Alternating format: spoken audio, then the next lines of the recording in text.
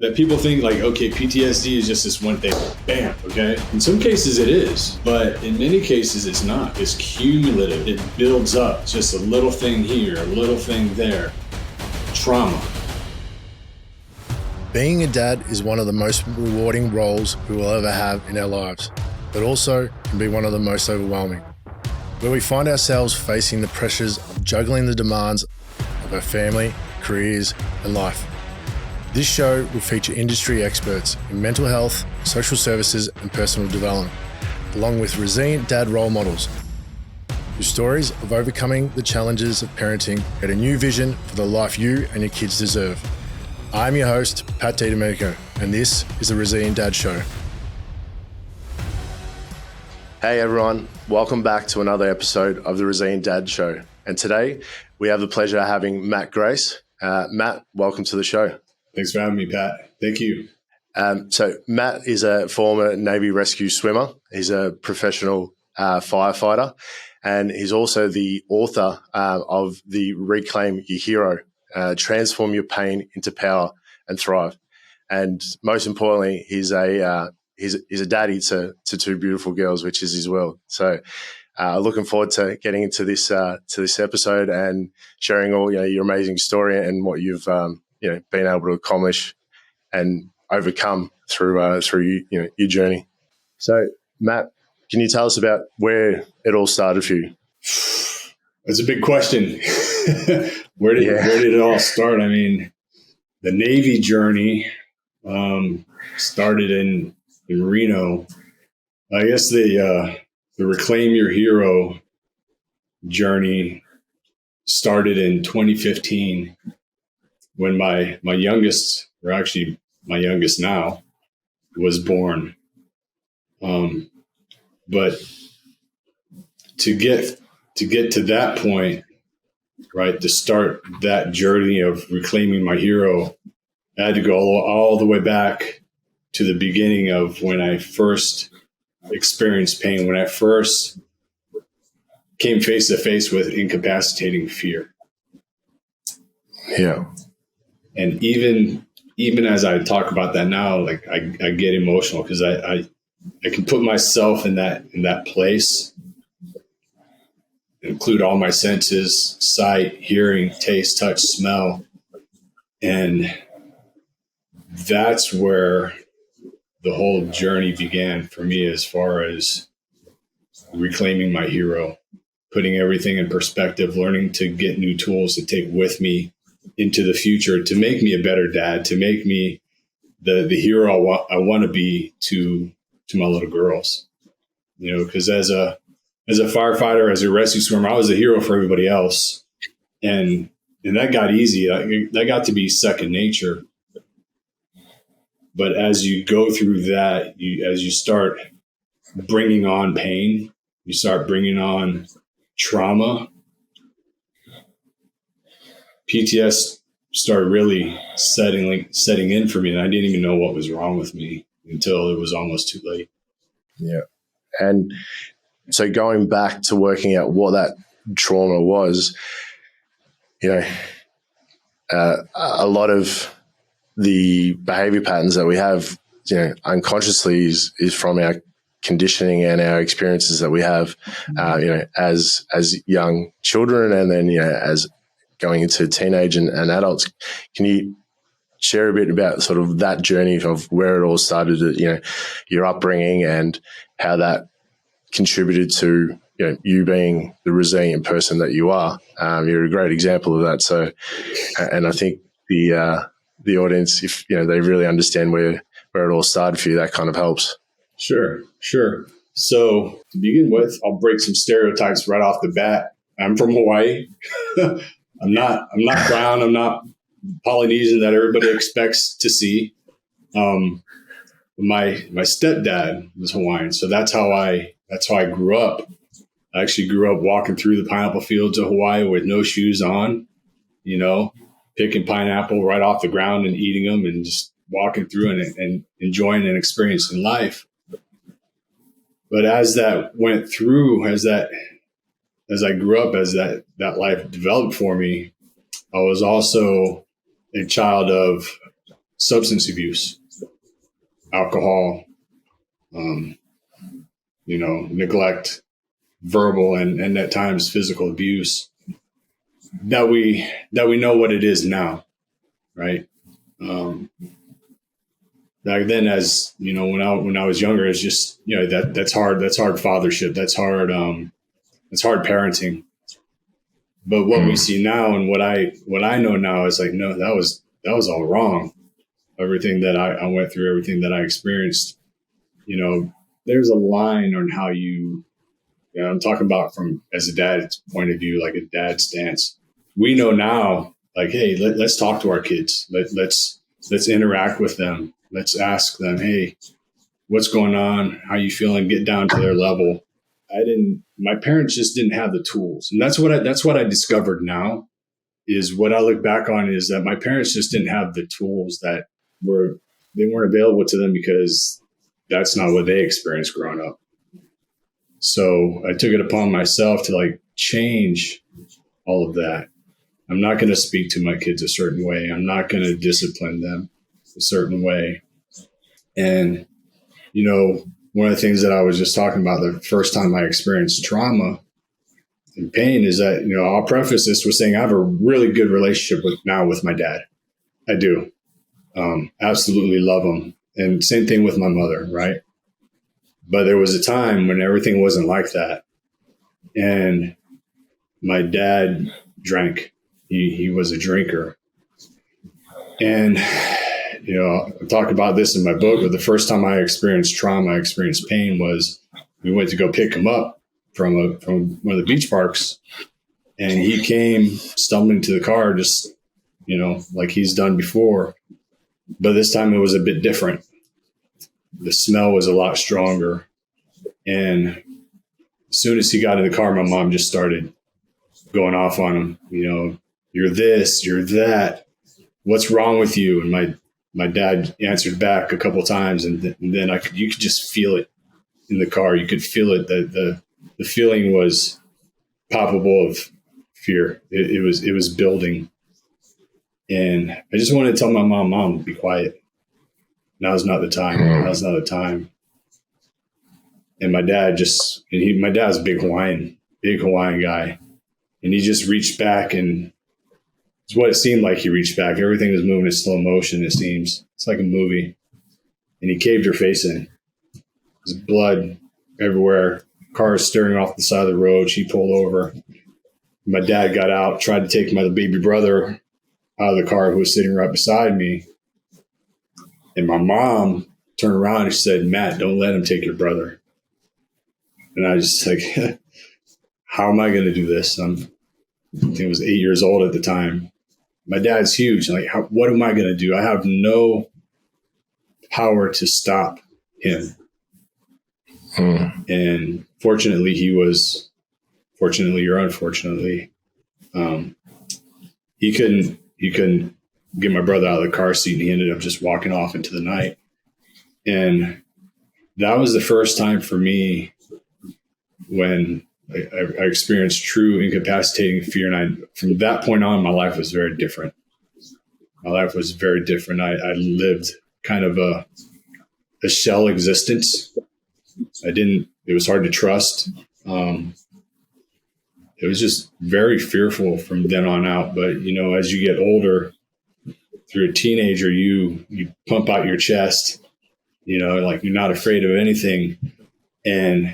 But really, I was just so insecure and just frightened, Pat, from a lot of things. Even though I went on to accomplish things, I was afraid every time, every moment, until I decided, when my daughter was born, we can get into that a little bit later, is like I decided to make a change and be the hero that my daughters needed me to be and confront all of that. I spoke with my dad about that.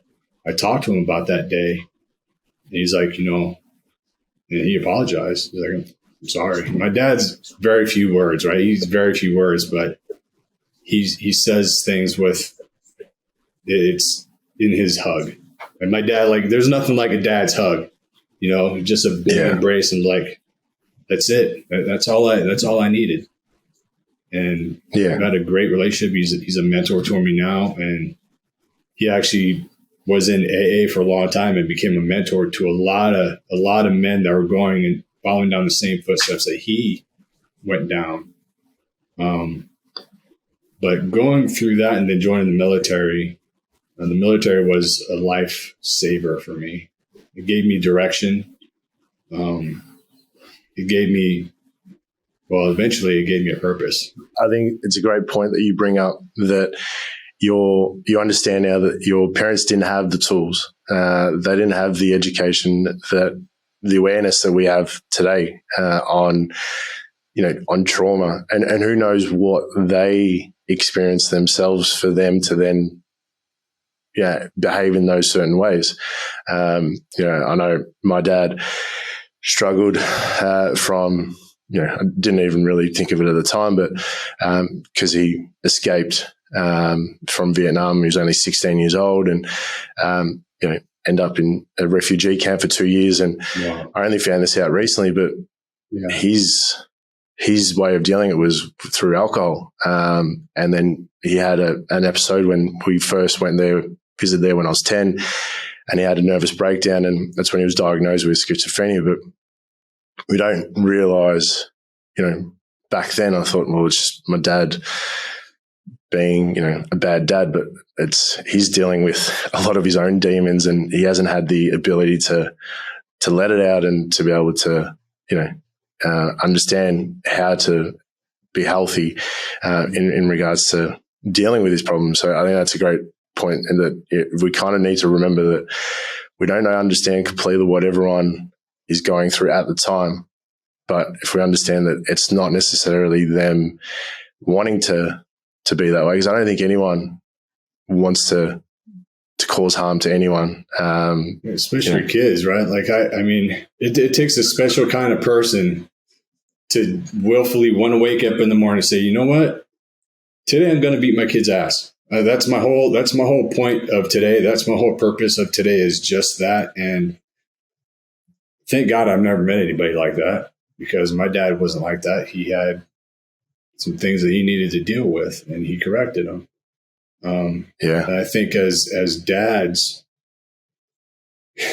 it's our job to always be aware of who we are, right? These are the things that I'm working on.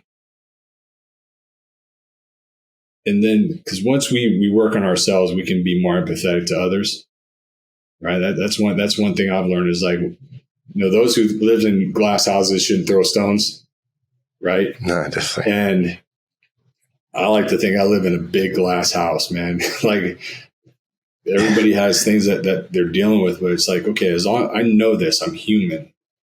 One, I'm not gonna, as I move forward, as I work on myself, I'm not going to continually beat myself down because I made a mistake, right? So I'm not going to do that to my daughters either. Like, honey, it's okay. Dust yourself off. We're going to, as long as you keep trying, you're going to keep going, and know that failure is a part of learning. If you're not failing, you're not learning. I tell her that all the time. And sometimes she'll cry. I don't know if I'm going off track, but this is like, it's just coming up to me. No, maybe somebody needs to hear this. It's like, I tell her, like, honey, what's on the other side of your cries? I tell her, honey, you're happy. You're happy is. So cry. Like even just saying that now, I was like, I get emotional. Like, just cry, dude. Just let it out. It's okay. Because I can see her face, right, as I'm telling this. We'll give each other a hug, and then she'll go off and play. She'll just go off and play. I'm like, that's it right there. That's a ticket. From my own experiences, it's like, I've realized, looking back, all the things that I've done really well, I sucked at the start. and that includes, being a dad. So it's okay to make mistakes. But, being hard on yourself doesn't help yourself or the situation. So knowing that, it's completely fine but just got to get back up and reflect and learn from it. And that's the best thing that can come out of it, so that you understand, where you can improve. Nothing stays exactly as it is. So the choice is definitely ours. And it's an amazing lesson to be able to give that to your daughter. your daughters, should I say? It's important. I'm sure you do the same thing with your son. It's like, there's a lot of falling down right now because my daughter's learning how to ride her bike. Right? Yeah. So she'll go. We just went out yesterday, and I made a quick turn.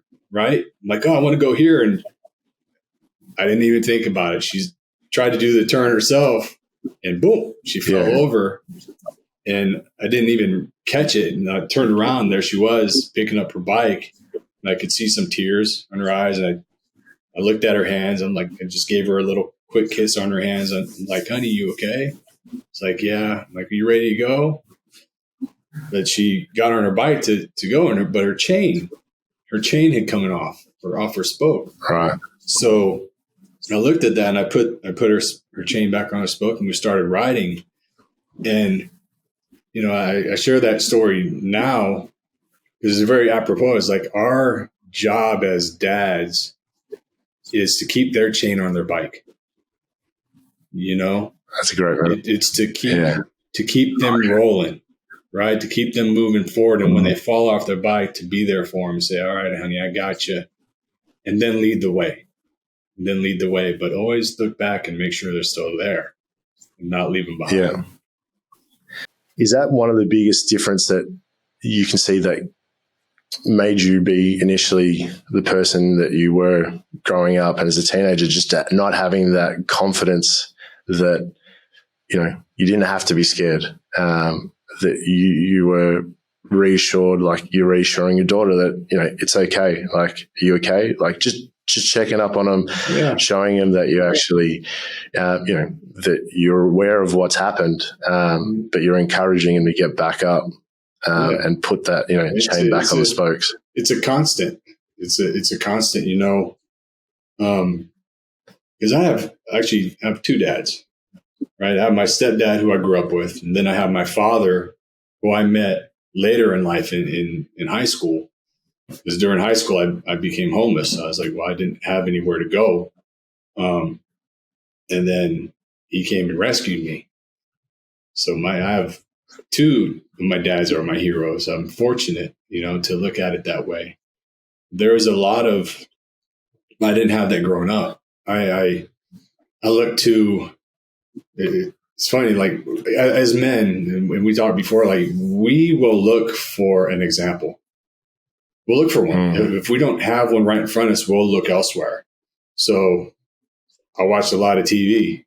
Like who's these guys? Like, oh, old TV shows. Like, okay, he seems to be a good dad. How come I don't have a dad like him? Or I like to do like this guy, or certain aspects of what I thought my dads had that were good. Like my Hawaiian dad could fix anything. He was like MacGyver, like a little bit of gum and so I don't know if you guys have that TV show over there, but MacGyver was a guy who could fix anything with a little bit of gum and duct tape, right? He was always that guy. And later on in life, I see we were so broke, he didn't have a choice but to do that. And so we grab all these good aspects, right? If we're paying attention, we grab all the good and we're like, we can just lay it all out on the table. It's like, this is what I want. This is who I want to be. That's not who I want to be. And we start formulating a plan on how we're going to get there. And even if we don't fully know, we just at least take a step towards the right direction. Correct. Like modeling, like we don't necessarily know how to be like we can. There are great examples out there, and it's just modeling, what they do. And so with your upbringing and all the challenges that you overcame, obviously that has given you the strength, and then you've gone into the Navy. So how did that sort of change in direction, or having that order? How did you find that initially compared to your life before, where things weren't as consistent or stable as it would have been in the Navy? The military in general, right? It'll give you things to do, whether you want to do them or not. Right? It'll tell you what time to wake up in the morning. Like, believe this or not, Pat, like like when I joined the Navy, I actually had a class on how to brush your teeth, right? Oh, wow. Which was excellent because I didn't know. I just had this conversation with my girlfriend the other day. I didn't know how to properly brush my teeth. Well, military will teach you how to brush your teeth. It will teach you how to lace your shoes. It'll tell you like left over right, right over left. It'll give you a base, because believe it or not, a lot of people who join the military come from backgrounds like yours and mine, right? Yeah. We join the military for a reason, right? Because we're looking for something. Either you're looking for an adventure, right? You were working a job. If you're a little bit older, you had a job and it wasn't fulfilling in some way. You wanted to see what else was out there in the world. Or, is generational. Your parents were in the military and you want to make them proud, so you follow in their footsteps. Or you have nothing else. I was on that spectrum. I didn't have anything else. I had no prospects of anything that I wanted to do. The only thing that I knew that I wanted, and this is funny, right? Like, this goes back to finding things, finding somebody to be an example for you. So when I was in Hawaii growing up without anything, Maui, which is where I'm from, became my parent. I could get fed from the ocean, right? I could climb a coconut tree and get a coconut and have something to drink, right? If I needed somewhere to sleep, I could just sleep on the beach because it was warm enough. It was the one place. I even have a picture of it behind me. It was the one place that I felt warm and comfortable and secure, even when all the chaos was going on. So when I joined the military, I joined from Reno. I moved from Hawaii to Reno, where my father was. And the reason why I joined the military is just to go back home to Hawaii. That's all I wanted initially. That's all I wanted, just to go back home and be able to support myself somehow. But what I didn't know that the military would give me was a foundation for the rest of my life, learning how to be responsible, learning how to be disciplined, and also learning. It gave me a profession. I had no idea what I wanted to do. I came in, I'm like, okay. I joined the military. A recruiter came and he told me about EOD, explosive ordnance disposal. Wow, that sounds like fun. Let me do that. I ended up becoming a rescue swimmer, which I believe that was just God's divine plan, because, I nearly drowned in Hawaii. And I don't know how, because to be a rescue swimmer, that's kind of nuts after you nearly drown and totally lose your life, to get back in the water and say, this is what I want to do. I believe that was just God's plan for me. So the military as a whole, it gave me a path. It gave me a direction. It gave me an arrow, said, go that way. But within that direction, it had latitude for me to grow, to be exposed to people, like working with the Navy Special Operations Command, where to go back, like, we're always looking for somebody to teach us something. And it's who you surround yourself with. So being just surrounded by that type of people in the military, which people read books about, right? It is a life's gift to me on how to overcome things and how to not quit, not give up. It's kind of a long answer, but I'm just so thankful for what the military, what the Navy, and what the people in the Navy have given to me. Yeah.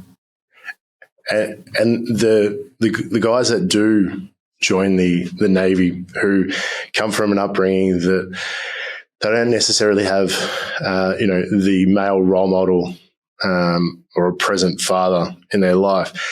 Yeah. What's the biggest thing that you see for them from when they enter, looking for whether it's belonging or they don't have any other option to then, later on down the track? There's guys in the military and the Navy watching this. I don't know if the Australian Navy has this term, but it's kind of funny. We call it, hey, so if a senior ranking member And when I came in, it was mostly males. Now it's integrated, but we'd actually call that person your sea daddy. It's like, hey, that's your sea daddy over there. Go pay attention to him. Go do what he does. And it's really just an older person, a senior person who's probably just in their 20s, but has been in the military at least 5 years, like an E5, the enlisted ranks, or a lieutenant in the officer ranks, just been in the Navy about 5-6 years. That's who you follow. That's who you hold on to their coattails and you do what they do. And hopefully that person is leading you the right way, because even in the military, there's some crappy leaders. There is. But if you have good ones, they're gonna steer you the right way, and they're gonna set you up for success. And that's what I did. That's what other guys did. We searched for those guys who were like father figures. Yeah, who were studs. Like, man, that guy can run fast. I was always into that athletic part. Like, okay, this guy can do all the masculine traits, right? He can run. He can do 100 push-ups in 2 minutes. He can do all this stuff. I'm like, man, okay, I'm gonna go hang out with that guy. And of course, they were smart too at the same time. So that's what I did. That's what the military gave me. That's how it set me up. Yeah. And would they be the ones, so the guys that Nestle go in there with no direction, could they sometimes be the greater leaders because they've experienced that pain and those challenges, that they then are able to understand, the importance of what they've experienced, to then pass that on to, the newer. That's a great question, man. That takes you to are leaders born or are they made type of question, right? Are the great leaders the ones who's been through that, been there, done that before? And I believe yes, right? Because we're going to not only look for people who are intellectually where we want to go, but being in Northern California, like, oh, the vibe, right? Can you meet this person, or can that person meet you where they used to be, right? Are they able to do that? Sometimes not. You'll get a person that can't relate to you, just like anybody else. But more often than not, you end up, there's another saying, birds of a feather flock together, right? So it does quite often happen like that. Like, like I found naturally people on my ship. I was on a ship with 5,000 people, my first ship. I found the 3 Hawaiians who were on there. It just happens. You find those guys and what are you doing? Show me the way. And that's how it is, because culturally, right? Culture plays a big part in that. Culturally, do you understand me?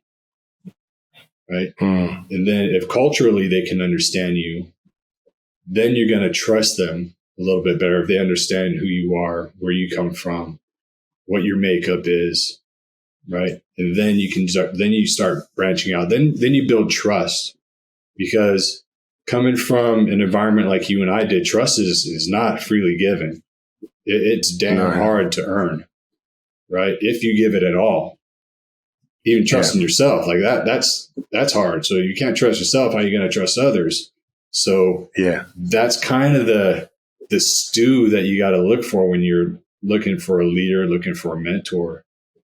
And that's why now, like in the professional world, they have all these groups. Hey, like if you're from Tennessee and you're working in the inner city somewhere, it's like, They'll find somebody to match you up. Hey, this is our mentorship program. So that's what I did inadvertently. But now you see more and more like businesses actually doing mentorship programs. Yeah, understanding the importance of having that connection with showing leadership to the younger people, the people that are coming in. It's definitely important. For me, I see it that it starts at home as a dad, but then being able to then connect with other men, and because you relate, because you have similar experiences, it's easy to feel comfortable to open up and share what you're really feeling. Because a lot of times we, like you're saying, because we don't necessarily have that trust, it's like, well, if you don't necessarily, if you haven't been in my shoes before, how are you going to understand how I feel? But when you see that someone has walked in your shoes before, not necessarily in the exact same way, but in a similar way, that then okay, I know you've felt my pain and understand what I've been through. So when you're finishing up your time through the Navy, so how did you go from transitioning from that to then being back into, I guess, normal civilization, as they say? Yeah. So I did it a bit differently, right? So because I was in active duty, there's an active duty military and then a reserve component. So I was in active duty for 11 years, right? And then I was like, wow, what am I going to do? I want to be a firefighter. I met this person. We always meet someone, right, that tells us, hey, have you ever thought about this? I'm like, man, I never thought about that before. So it sounds pretty good. I'm in this rescue world, let me go do this in the civilian side. So to be a firefighter, sometimes it'll take years of testing, applying, going through oral boards and all this. And I was like, wow, I don't know how long this is going to take me. I was about 30 years old, 32 or so. So I got out of active duty and I went and applied to become a firefighter. But my grandfather, who was a World War II veteran, he's like, math, he's old, cool. Yeah, he had this swagger about him, He's like, whatever you do, you retire out of the military. I'm like, okay. Well, in order to do that, I had to stay in the reserves. So I transitioned from active duty, took the firefighting test, and again, God's plan, 3 months, three months, Pat. Some guys do this for years. I got picked up quick. So then I stayed in the reserves at the same time. So I was kind of transitioning from the military, but going into the fire service is a paramilitary organization. They run a lot like the military does. You got to stay at work. You live with the guys. You stay there for, some shifts, some guys work 24 hours on. They'll stay at work for 24 hours and they'll go home for 24 hours. I did that for a while. Now I'm working 2 days and on and then 3 days off. So a lot of similarities, but that transition for me wasn't that difficult. It was once I came back from Afghanistan. I went to Afghanistan in 2005, which was the same year I went into the fire service. So I was just coming out of the fire academy and my ticket got pulled. They're like, hey, you're going to Afghanistan. I was like, oh man. It's like, okay, I can't even start this other thing first. I gotta go here. So that was my transition. It was kind of, they threw a little curveball in there for me. And then when I came back from Afghanistan is when things kind of, that's when the whole PTS for me started evolving and really, but I didn't even know what was going on at that time. I just knew something wasn't right. That experience of finishing service, then coming back, not under like thinking everything's okay, but then having experienced PTS. What was the steps, or what was available to you at the time, like, or the awareness or education on that? None. Zero. Yeah. Zero.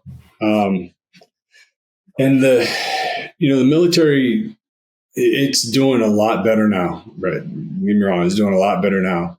In the past, they had terms for they call it shell shock. That's back in World War II days. That's like, oh, okay, he's just dealing with shell shock, right? Shells exploding, that kind of stuff. That's kind of where they got that term. Or they would call it battle fatigue. now they know what it is, and that's an actual diagnosis that you can get. But as far as the education, and when I came back from Afghanistan, it was, if you're feeling stressed, take one of these. Here you go. And they just gave me a pill bottle with Zoloft in it. I didn't even know what that was. And that was my education. That was it. No more. Yeah. It's interesting, like, because I was on Zoloft myself for 4 years. And for me, it was great initially because it was like, I'm not dealing with what's going on, or I don't feel it anyway. So it was a great number, but that's all it was. It was like a cover over what the real issue was. And there's a section of your book, which, if you don't mind me just reading it out, because I think it relates to exactly what we're talking about now. So ignoring pain will only bring more pain and leave you disconnected, powerless, confused, and boxed in. You cannot simply put some dirt on it and expect it will go away. You can't compartmentalize it, because it will break through the seams and enter every part of your life that you repeatedly trying to keep healthy, happy, and whole. You will find yourself overwhelmed and emotionally, physically, and spiritually exhausted. Acceptance is the first step towards healing, and the second is reaching out for help. No one can do it alone. And I think exactly what, when I actually listened to that in your book, and you're talking about your experience, it's like we think that dealing with the issues is that's us being stronger and putting it aside. Like it's we don't need to worry about it, but it's obviously it's going to be there, and it's going to follow us like a shadow, regardless of how no matter how fast you want to run, your shadow is always going to be right behind you. And until you actually accept that, okay, this is an issue, and like we always doing it alone is always going to be harder. And thinking of me in sporting environments where we've played, competed as a team, when you have that sort of that bond and but that strength of that support, it helps you through those challenging times. So with that, when you mentioned that in your book, can you go in a bit more about sort of that, and then through your experience of PTS, but then also how you were able to overcome it, and what was I guess your journey to what you're doing now? Yeah, it took me 10 years. It took me a decade to gather all the tools and to really see that I even had an issue, right? Because when it first started out, and here's the thing about it, right?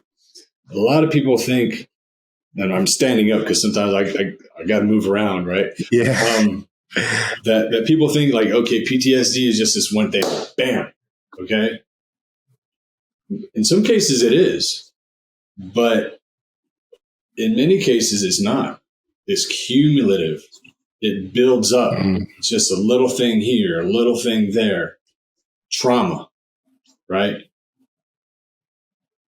Which is where it starts at, seeing things, right? You don't even have to be there. Like there's people that have gotten PTS from watching the Twin Towers fall in New York, right? Seeing that the horror of people jumping out of windows and having to make that choice, right? So for me, I was like, how is this even happening to me? Yeah, I was in Afghanistan, but I was never shot at. Not one time that I'm aware of, right? I just drove everywhere. I became, and there's a chapter in the book, it's called Afghanistan Road Addict. Like I became addicted because at first I was scared. If anybody goes into a war zone, they tell you they're not afraid. They're full of shit, right? There's nobody that goes into that. It's like, oh, no big deal. No, they're lying to you. And if they're not lying to you, get them out of there because they're going to be a risk, danger to you and everybody else around you, right? So I get there, and to set the stage, I went there as an individual augmentee, which means, hey, your number's pulled, you're going. I didn't go there with any of the guys I was training with. And I didn't know any of the guys who I was there in country with either. Not at all. I spent, I think 4 weeks of training with them at the most. So I didn't know their capability. They didn't know mine. I knew that I could shoot. I knew that I could do all that, but I didn't know what they could do. And they were all just guys all over the piece together themselves. So one of the things that we had to do was drive. Everybody drives in Afghanistan. And the thing about driving in Afghanistan is people get blown up there when I was there, right? IEDs all over the place. And then you have vehicle-borne IEDs with guys on motorcycles pulling up next to you or running motorcycles or vehicles through the gates and blowing everybody up. That was their MO. That's how they did things. It's cheap that way. They would find our old UXO and use that against us, right? So I was like, okay, if I'm going to be out there in these convoys, I'm going to be the one driving them. Me. I want to do it. I don't know what, I'm not going to put my life in this guy's hand because I don't know him, right? Which is sad. You should never go into an environment, let alone a combat environment, a war zone, thinking like that. But I did. I felt like I was completely alone, by myself, scared shitless every day. So I took it upon myself to drive. And I'm like, I'm going to drive. I'm going to take it upon myself. But the thing that happened was there was a switch, this change that happened is when I went out there, of course, I got that adrenaline kick, right? And boom, that stuff is awesome, right? It's like, woo, I made it back. I'm safe. Cool. And then you go back to your hooch and you sit there and you can't sleep, right? You can't really eat because you're so hyped up on this adrenaline. And then that becomes a repetitive thing. Then you get some sleep. Okay, cool. Well, hey, there's a convoy again. I'm driving. That became my life. And when I came back from Afghanistan, cool, I'm gone. That's there, right? But now I'm driving a fire truck. Uh-oh.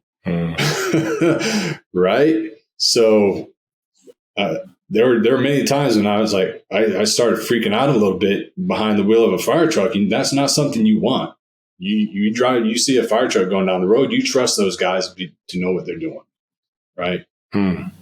And little things like that started happening. I would just feel the heightened sense of stress. And the team that I was with, SEAL Delivery SDV Team 1 in Hawaii, as a technician for them. They called it Spec War Tech, right? That was my position working with them. So we would go out and run, and we had these swim runs. We would run from our compound down to Fort Island, or swim from our compound to Fort Island, which is not that far, maybe a quarter mile. And Fort Island is 4 miles. So we'd swim quarter mile, run 4 miles, swim back, and then if we wanted to, keep running. Well, those were cool. I enjoyed the water part. That calmed me down. But when we ran, that's when PTS started really showing up for me. I felt like I was surrounded. My face would go numb. My sight, my vision would tunnel and then fade out. I would lose my hearing. And the first time it happened, I didn't know what was going on. And so I dropped down, show no weakness, right? Show no weakness. Embrace the suck. Like you just read, don't tell anybody, do it yourself. And I bent down to tie my shoe because I feel like I'm dying, but I'm not going to show any weakness. My heart's pounding out of my chest. And the last guy running by, he stops like, hey man, you good? I'm like, oh, I'm fine. And once everybody ran by me, I crawled in the bushes and I waited to die. I'm like, this is it. And I just accepted it. No fighting, no questioning. This is my end right here. And that started in 2006. 2006 to 2015, that was my life. I just embraced the suck the whole time until I had my youngest daughter and I nearly killed her. Yep. That's really hard. It's really hard to accept that you nearly killed your child, right? My 5-month-old daughter, because she was crying and I couldn't take it. I didn't know what to do. And that for me was the change. It's like, God, no, not today. My daughter's going to have the dad that I never had. And that was the catalyst for me. That was the day everything changed. It was like, no, thank you for this gift from heaven. Thank you for this gift of life. Now help me change. And that was the catalyst, man. That was what did it for me, Pat, is the love for my daughter saved me. That's why I know that there's guys out there that are experiencing all this stuff. And they're like, I don't know why this is happening to me. They just need to know that, dude, you're not alone. Just reach out and say something, ask somebody, because you don't need to go down that same road. Because as soon as, I crossed that bridge, because I nearly took my own life at the same moment. I was like, nope, I'm done. I don't deserve this. I was like, nah, my daughter's going to have her daddy. And you know what? She has a hell of a dad right now, man. I tell you what, I'm the best dad. I keep getting better every day, and I keep finding ways to be patient with her, with myself. And God spurred me on to write this book, man, and to help others out there. And, I'm so thankful for this opportunity to share all this with you here, because it's not something guys talk about. We don't. No. And we've had, previous discussions, when we first met, and I know from just that discussion how much your daughters mean to you, and that you would do everything, for them. You would sacrifice your own life for it, for them, literally. And I'm not saying that just, to be kind, but I know that when the way that you speak about, your kids, how much they actually mean to you. And I appreciate you sharing that story, because it's definitely not easy to really own up and share that you had those feelings and those emotions. And this is essentially why I first started Resilient Dad, because there was 2 incidences in Perth where it was first, just before Christmas, was a father that took his life and the life of his 2 kids. And then 3 months later was a mother who took her life and the life of her 2 kids. And it's so easy to judge what, what evil people, like, how could you possibly do that? But you're not in, I don't think that there's no way that they're in their normal self of their mind. Who knows what, for them to believe that it's the best option for themselves and their kids. Who knows what state of mind they're really in, and it's not like you're saying, like, you can't just rub dirt on it and think that it's going to be okay. Like, that shit's going to keep pressing on you until it's either going to break you or it's going to make you. And in your situation, it made you, because you dealt with PTS for all those years, like you're saying, 10 years, but your reason, your why, and that change was the love of your daughter, and that was enough for you to make that switch, to improve your life and not be the person that you weren't, to be the dad that you are, which you display now. So I really appreciate it, because the biggest thing is for people to know that no matter what you're experiencing, it can get better, but it's having that acceptance first and that vulnerability to put my hand up and say, I need help. I'm not feeling right. These are the thoughts that I'm experiencing. And, you'd be surprised on how many other people are experiencing the same. And the more people that are willing to open up and share like you have, to your experiences, the more people are going to feel comfortable to open up and get help. So I really, really appreciate that. Thank you, Matt, you sharing that. And so Reclaim Your Hero. Yeah. Tell us more about that, and I guess where, that eventuated from that experience, but what you've seen, the biggest thing that you've been able to help, but also see that the biggest challenges that the people that you're helping have. Yeah. The biggest challenge is the vulnerability part that we just spoke of, because, they'll say like, hey, who here was taught to be brave? You'll ask a room full of men. They'll raise their hand. I was taught to be brave. Okay. Let's see it. Who raise your hands if you were taught to be vulnerable? Crickets. Right?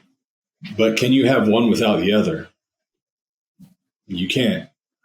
There's no way. You have to put yourself out there. And this is not my own understanding. I follow a lot of good people, and Brene Brown is the one who taught me this.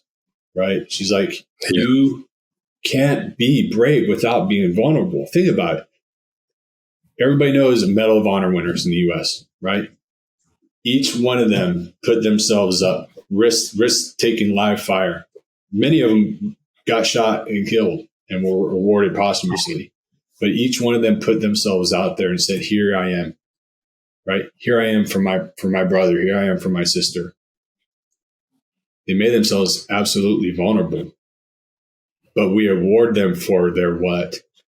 Their bravery, right? Mm-hmm. What I really want people to understand is to be vulnerable is to be brave. But I'm not saying be weak. There's no weakness, right?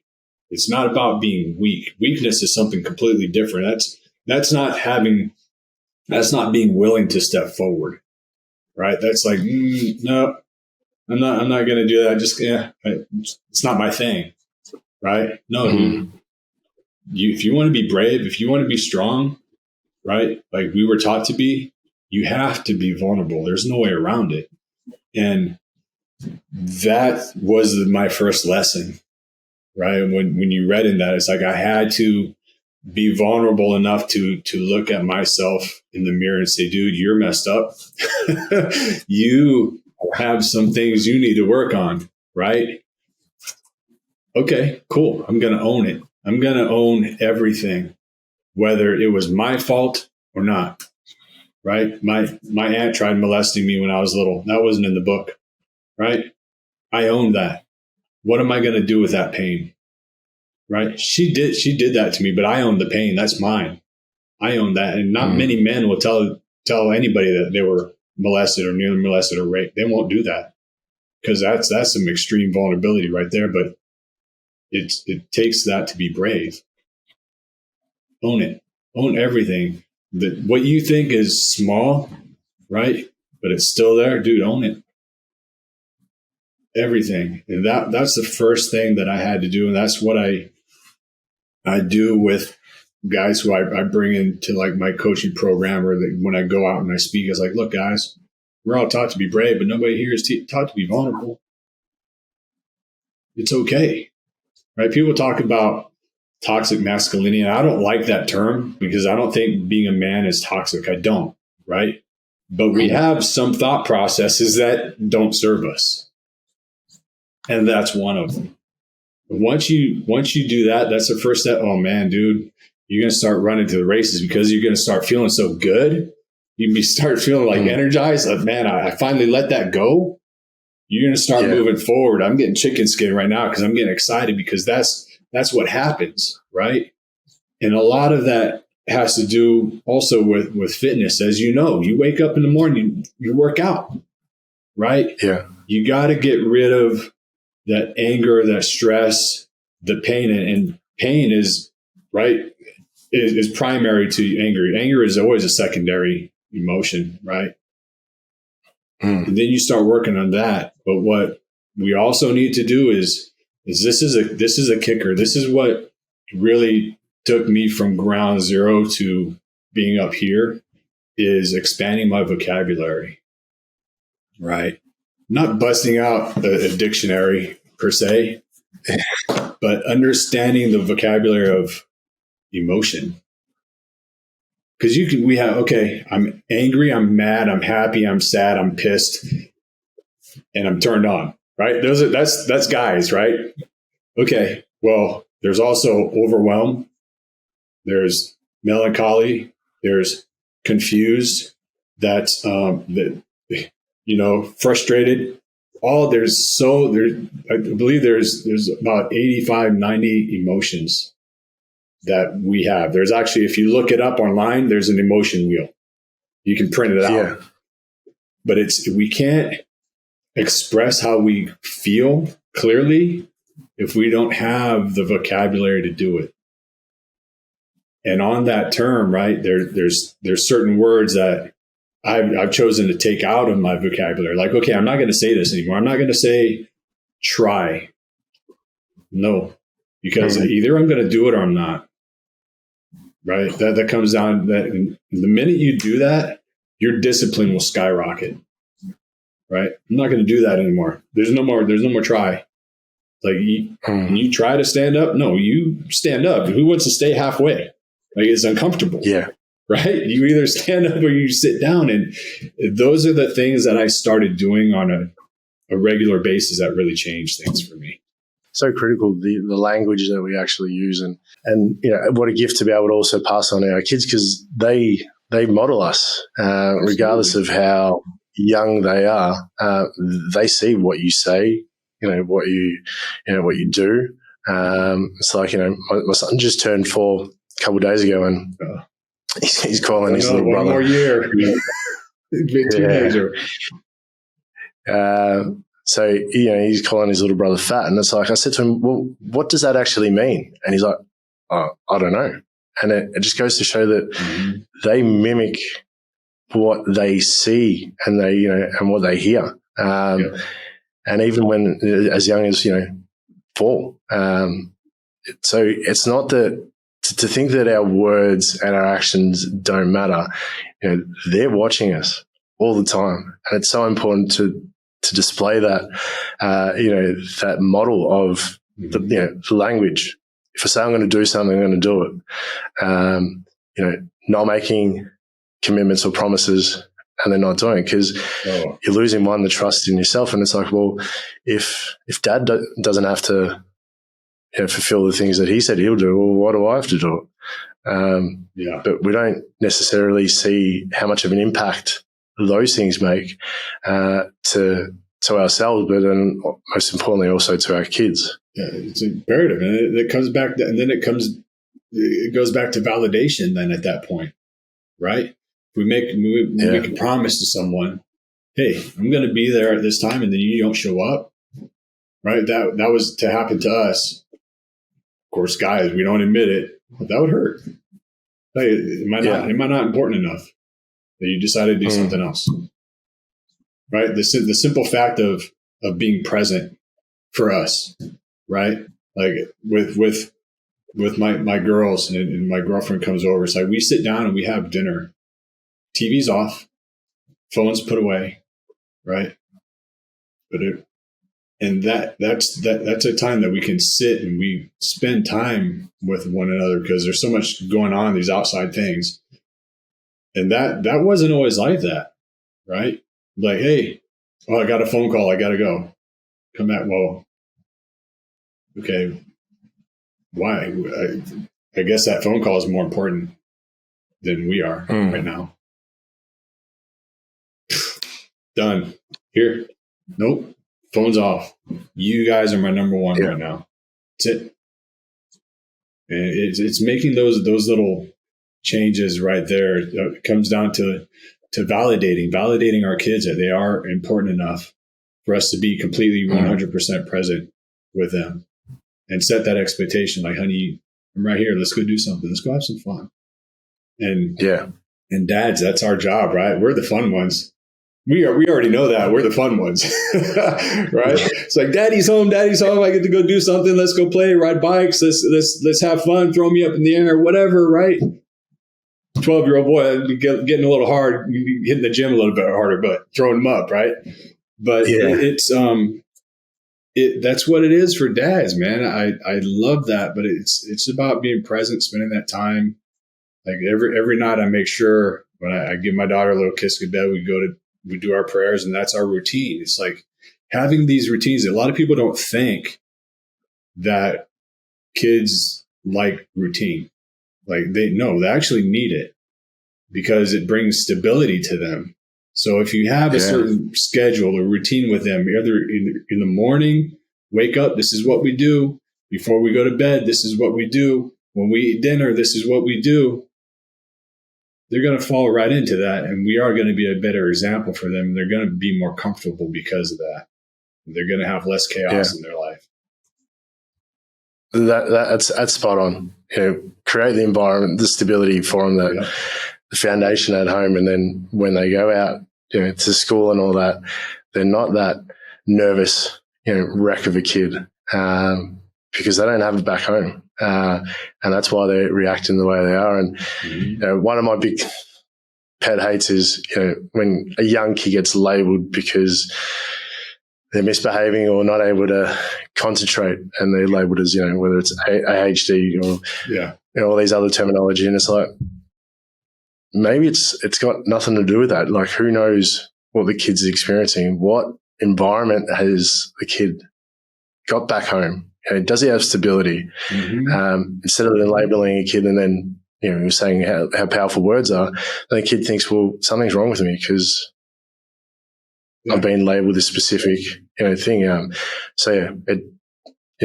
Men, dads, if you're listening, know how much of an impact you actually have, and, being the leaders to your kids, that's our duty. That's our responsibility. As my son, one of our sayings that we keep saying to each other from the Spider-Man book, with great power comes great responsibility. And that is. And don't forget to have fun. Always have fun time. Like we get so wrapped up in, especially as guys, we got to do this, we got to do that. Even moms, right? Like we're all so busy. It's like, and that's one thing that's in my books. Like it's a funny story in there. It's like, have fun time. There always has to be room for a fun time, right? Because at the end of the day, dude, when we're done, when we're getting ready to cash in our chips and leave this world, we're not gonna be like, man, I wish I would have worked one more hour, right? Yeah. I want my headstone to say, my dad was the best, or like I always knew my dad loved me. I think about that stuff all the time because I was there, right? I was there at one point where I nearly took my own life. And now I live my life with the end in mind, this is what I want my girls to remember about me. So head into it that way. And I think we'll all do a better job of being dads. Yeah. That's definitely the greatest honor that you can have, leaving this world. So Matt, if there's one thing that you could pass on to dads, like who are really, in the trenches right now and feeling like, there's no hope, what's that one thing that you give to them to be able to make that initial step? Pray. God reached down and pulled me up out of the gutters, man. And get up and just move forward. Look at what is good in your life, right? It's so easy to see what you focus on, and it's hard. There's a reason why lifeguards sit above the water, so they can see what's going on down below. And when you're in that place, it's difficult to see your way out. It is. But I'm here to tell you that if you, I'm going to look right into the camera. If you just keep moving forward, eventually that star that you see way off in the distance, or maybe not even see, but if you keep moving, you'll see that little light.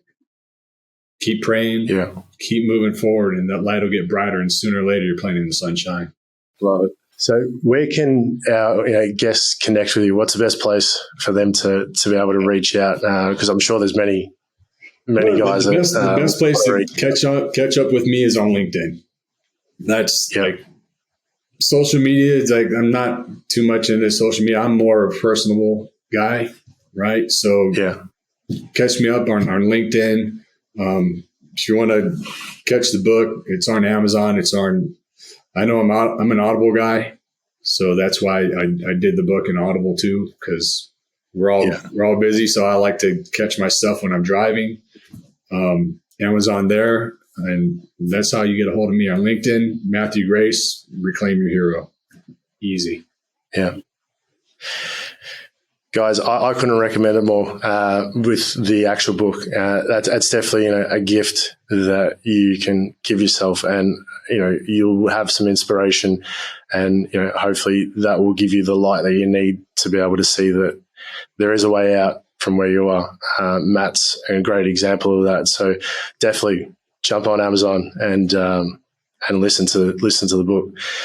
So Matt, I want to thank you again, for not only your time but your vulnerability, you sharing your experiences, and thank you for what you do to help men, because it's definitely a team effort, and the more men that are out there to try and support other men, we'll be able to make a change. So thank you very much. Yeah, Pat. This has been awesome, man. Like what you're doing out there, it's amazing.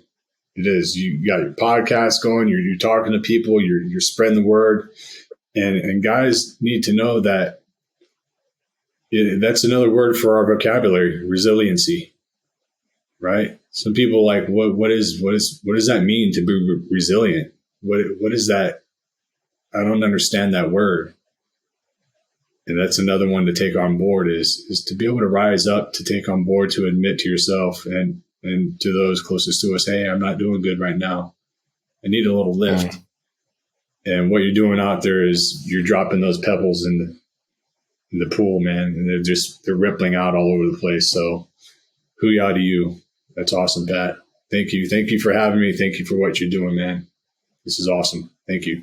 Thanks, man. I appreciate your kind words. And for everyone, I know that you'll definitely get a lot of value from this episode. Please, share this, because the more that people get to see great examples like Matt, it's going to help the cause to help other dads. So take care, and we'll see you on the next episode. Hey everyone, I really appreciate you listening to today's show. It means a lot to me that you are part of the journey and mission to help fathers be the best dads possible. I'd really appreciate it if you review the show and share it with someone you genuinely believe could benefit from this content. Please visit resilientdad.com for more content and resources as we build this community for dads everywhere.